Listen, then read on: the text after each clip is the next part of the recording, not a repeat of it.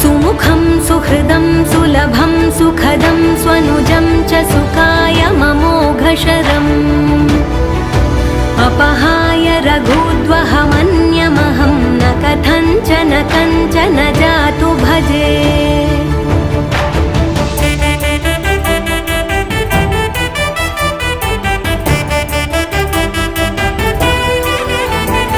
विना वेङ्कटेशं ननाथो ननाथः सदा वेङ्कटेशं स्मरामि स्मरामि